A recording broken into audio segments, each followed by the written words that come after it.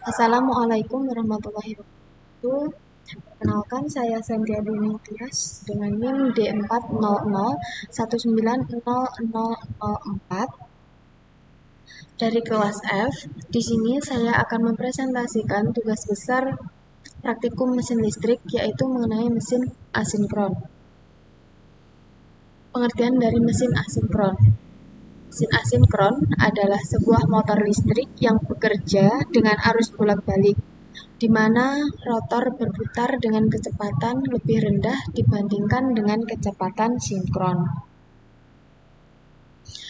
Selanjutnya yaitu prinsip kerja dari motor asinkron. Pada motor asinkron bekerja berdasarkan dengan prinsip induksi elektromagnetik, di mana rotor pada motor ini tidak mendapatkan daya listrik melalui konduksi seperti pada motor DC. Motor ini tidak memiliki perangkat eksternal untuk menstimulasi rotor di dalam motor. Dengan demikian, kecepatan rotor terutama bergantung pada induksi magnet yang tidak stabil. Medan elektromagnetik yang bervariasi dapat menyebabkan rotor berputar pada kecepatan yang lebih rendah daripada medan magnet stator. Ketika kecepatan rotor dan juga kecepatan medan magnet di dalam stator bervariasi, maka motor ini disebut motor asinkron. Variasi dalam kecepatan bisa disebut dengan slip. Motor asinkron sendiri dapat digunakan pada kipas angin, pompa ventrifugal, pada pabrik kertas, blower, lift, kompresor, pabrik tekstil, dan lain-lain. Selanjutnya yaitu bagian-bagian dari motor asinkron. Motor asinkron terdiri dari dua bagian, yaitu yang pertama rotor. Motor induksi menggunakan dua jenis rotor, yaitu yang pertama rotor kandang tupai yang terdiri dari batang penghantar tebal yang diletakkan dalam petak-petak slot paralel. Batang-batang tersebut diberi hubung pendek pada kedua ujungnya dengan alat cincin hubung pendek. Yang kedua yaitu lingkaran rotor yang memiliki gulungan 3 fase, lapisan ganda dan terdistribusi, dibuat melingkar sebanyak kutub stator. 3 fase digulungi kawat pada bagian dalamnya, dan ujung yang lainnya dihubungkan ke cincin kecil yang dipasang pada batang AS dengan sikat yang menempel padanya. Kemudian bagian yang kedua yaitu stator. Stator dibuat dari sejumlah stamping dengan slot untuk membawa gulungan 3 fase. Gulungan ini dilingkarkan untuk sejumlah kutub yang tertentu. Gulungan diberi spasi geometri sebesar 120 derajat. Kemudian ada jenis-jenis motor asinkron. Untuk yang pertama yaitu berdasarkan jenis rotornya. Berdasarkan jenis rotornya, motor asinkron terdiri dari dua, yaitu yang pertama motor induksi rotor sangkar tupai atau squirrel cage induction motor. Yang kedua yaitu motor induksi rotor lilit atau wound rotor induction motor. Kemudian ada yang kedua berdasarkan jenis arus dan tegangannya, yaitu terbagi menjadi dua, 3 fase dan 1 fase. Kemudian di sini terdapat gambar rangkaian simulasi pada MATLAB. Kemudian di sini ada tabel percobaan dari motor asinkron yang sudah dicoba pada software MATLAB dengan TL yang bermacam-macam. Kemudian daftar pustaka. Terima kasih. Kita lanjutkan pada rangkaiannya.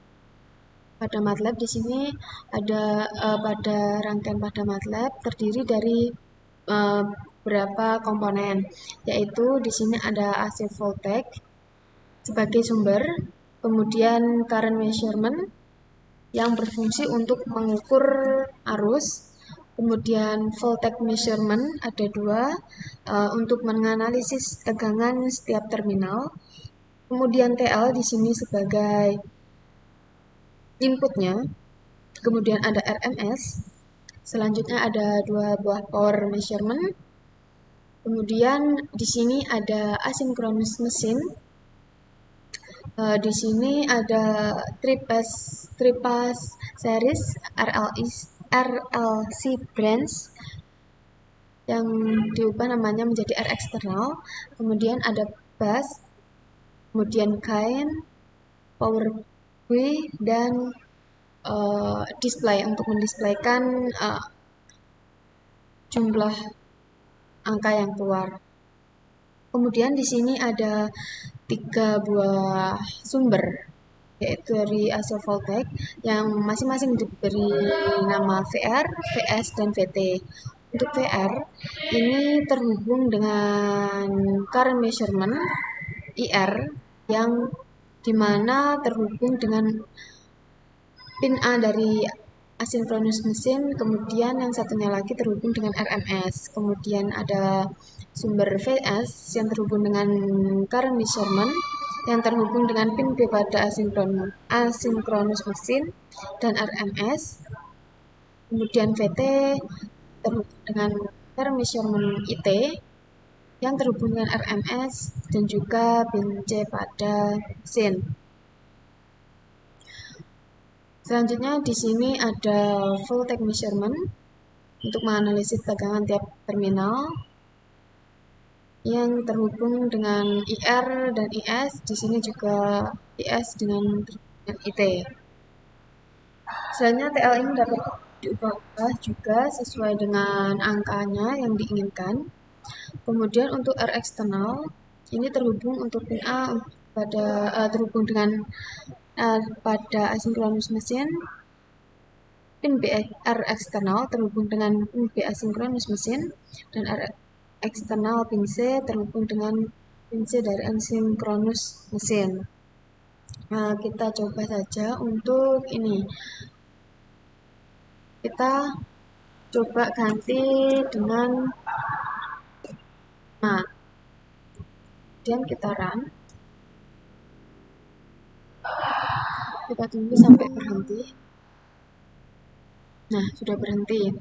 Di sini terdapat PA-nya ada 6365, dB 6321, kemudian speednya negatif 172,2, torsinya 0,2998. Kemudian untuk tegangan ini 205 dan arusnya 24,42. Untuk mesin asinkronus sendiri, untuk kecepatan motor asinkronus ini berkurang saat ban bertambah. Kemudian untuk suplai arusnya, rotor pada motor asinkronus ini tidak membutuhkan arus apapun. Kemudian untuk self startingnya, untuk motor ini dapat memulai sendiri. Kemudian ada efek torsi. Untuk efek torsinya, begitu tegangan yang diberikan berubah, maka itu akan mempengaruhi torsi motor tersebut, motor ini. Kemudian untuk faktor dayanya motor asinkron ini bekerja hanya pada faktor daya yang tertinggal. Selanjutnya untuk Pin pada tabel tadi bisa didapat dari PA ini ditambah dengan PB. Dari semuanya bisa disimpulkan untuk mesin asinkron sendiri pada rangkaian mesin asinkron ini dapat dilihat dari tabelnya dan rangkaiannya bahwa pada saat TL di sini dinaikkan pada kondisi R eksternalnya dan torsi motor, maka akan semakin membesar. Sebaliknya, jika torsinya akan semakin cepat.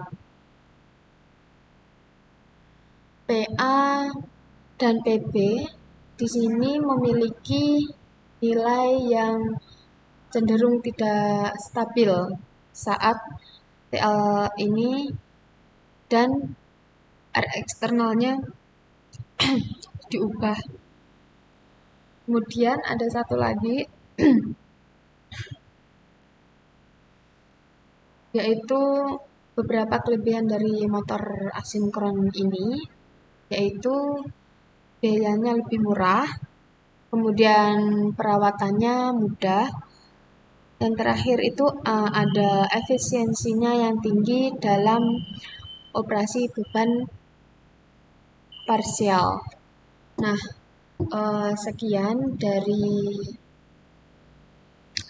presentasi untuk praktikum mesin listrik, tugas besar mesin listrik. Jika ada kurang dan salah kata, mohon maaf. Wassalamualaikum warahmatullahi wabarakatuh.